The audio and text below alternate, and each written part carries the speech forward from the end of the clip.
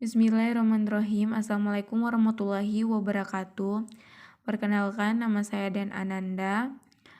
Di sini saya akan memenuhi tugas mata kuliah IPS, yaitu tentang konsep produksi, distribusi, dan konsumsi.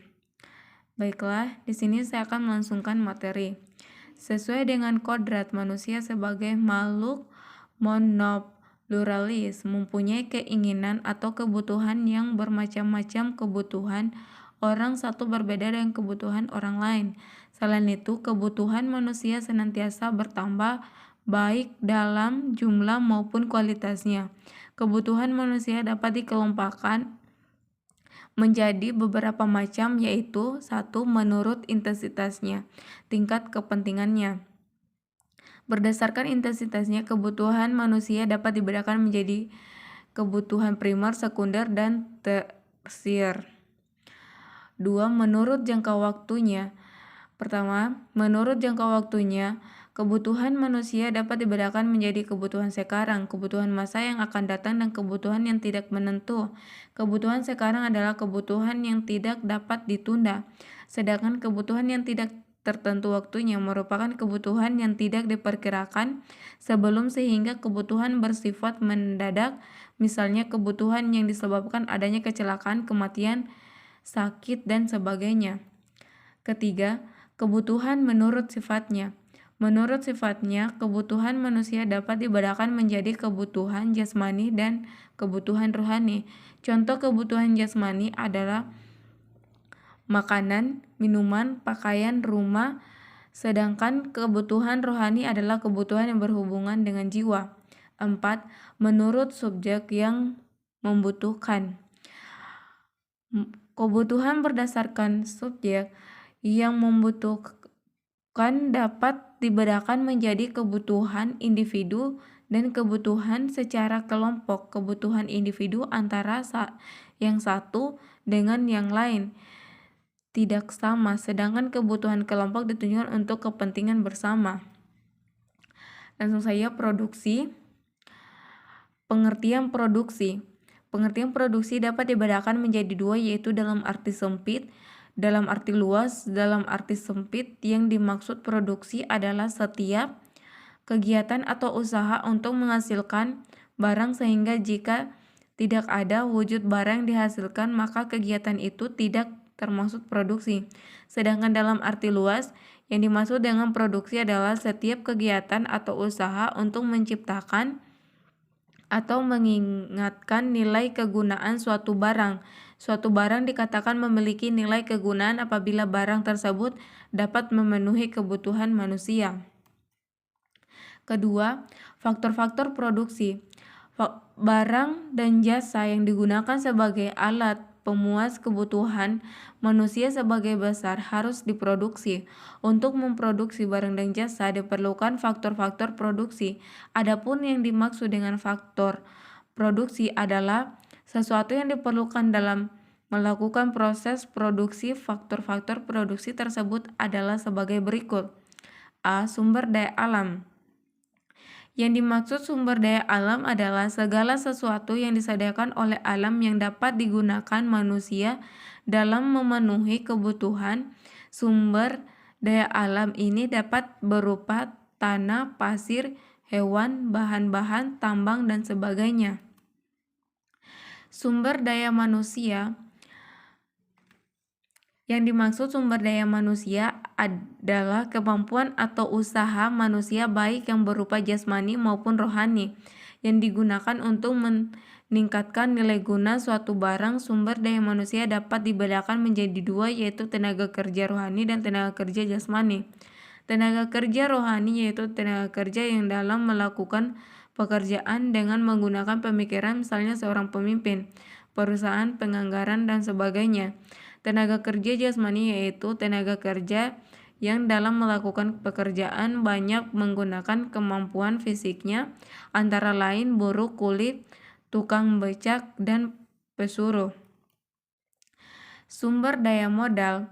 Sumber daya modal di sini adalah segala daya atau barang yang dihasilkan untuk dipakai menghasilkan barang atau jasa. Selanjutnya contohnya adalah uang, tanah, mesin peralatan, kendaraan, gedung, dan sebagainya. Dilihat dari asal atau sumber modal, maka modal dapat dibedakan menjadi dua, yaitu modal sendiri dan modal asing. Modal sendiri adalah modal yang berasal dari pemilik atau calon pemilik. Modal asing adalah modal yang berasal dari pinjaman bank yang berasal dari perseorangan atau perusahaan bank.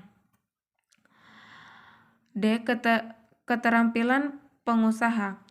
Pengusaha adalah orang yang bertanggung jawab terhadap suatu usaha, berani mengambil inisiatif dan yang mengambil keputusan serta berani menanggung segala resiko. Tunggang pengusaha adalah mengatur dan menentukan serta mengkombinasikan berbagai faktor produksi untuk menghasilkan barang dan jasa.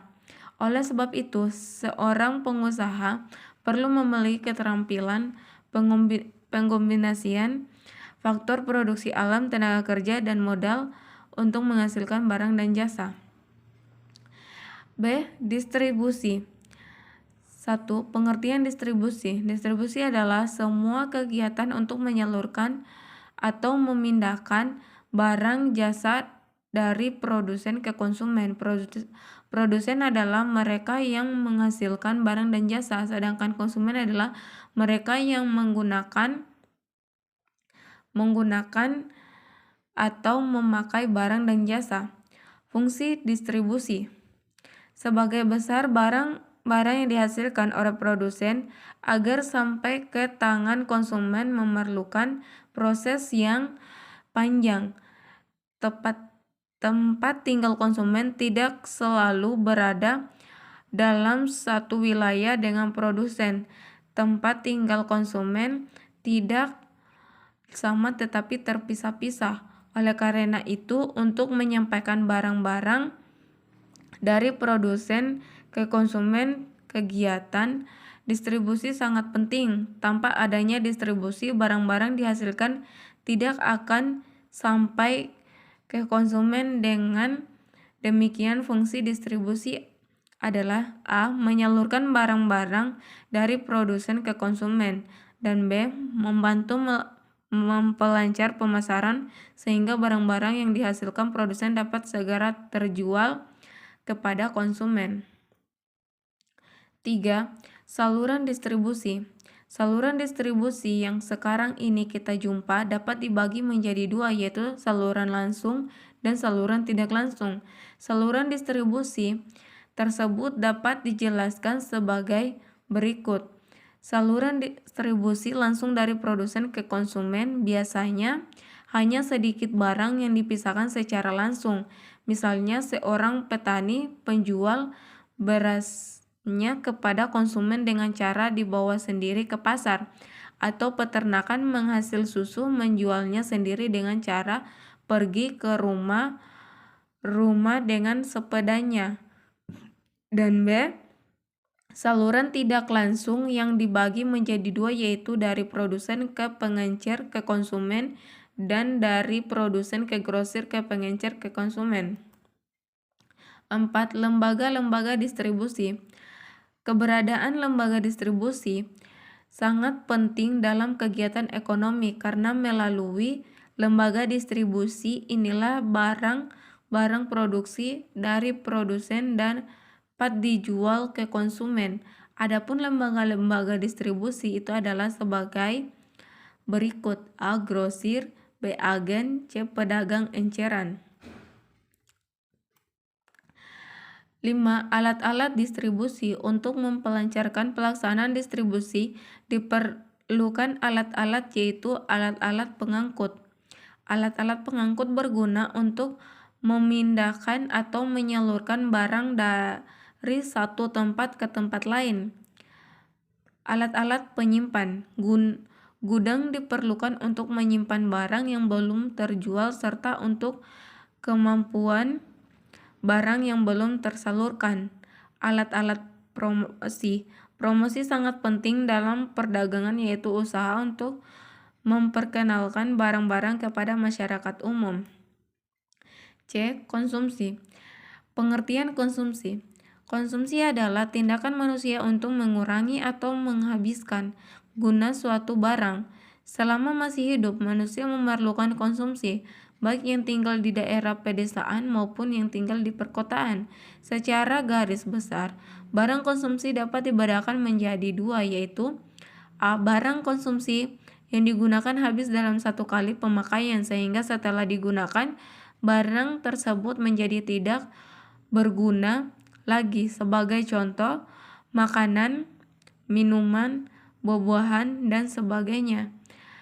B. Barang konsumsi yang gunanya akan habis secara berangsur-angsur dan akhirnya akan rusak atau habis kegunaannya, misalnya meja, kursi, pakaian, sepatu, lemari, radio, televisi, handphone, dan sebagainya. Faktor-faktor yang mempengaruhi orang melakukan konsumsi. Ada beberapa faktor yang mempengaruhi besar kecilnya konsumsi seorang, antara lain: A. Tersedianya barang yang dibutuhkan. Banyak sedikit barang yang akan dikonsumsi akan mempengaruhi konsumsi seseorang. B. Harga barang tinggi. Rendahnya barang konsumsi akan mempengaruhi banyak sedikit konsumsi seseorang. C. Penghasilan atau pendapat tinggi. Rendahnya penghasilan atau pendapat seseorang akan mempengaruhi banyak sedikitnya konsumsi. 3. Nilai suatu barang. Nilai suatu barang adalah kemampuan suatu barang untuk ditukarkan dengan barang lain, serta kemampuan barang untuk dapat dipakai memenuhi kebutuhan. Sehubung dengan hal tersebut, maka nilai suatu barang dibedakan menjadi dua, yaitu A. Nilai tukar. Nilai tukar adalah kemampuan suatu barang untuk dapat ditukarkan dengan barang lain. Nilai tukar ini dapat dibagi menjadi nilai tukar objektif dan nilai tukar subjektif. Nilai tukar subjektif adalah kemampuan suatu barang karena barang tersebut dapat ditukar dengan barang lain. B. Nilai pakaian. Nilai pakai adalah kemampuan suatu barang untuk dapat dipakai dalam rangkaian memenuhi atau memuaskan kebutuhan manusia. Nilai tukar dapat dibagi menjadi dua, yaitu nilai pakai objektif dan nilai pakai subjektif. Nilai pakai objektif adalah kemampuan suatu barang untuk memenuhi kebutuhan manusia. Sekian dari penjelasan saya. Bila ada salah kata, mohon dimaafkan. Saya akhiri. Wabil taufiq wal hidayah. Wassalamualaikum warahmatullahi wabarakatuh.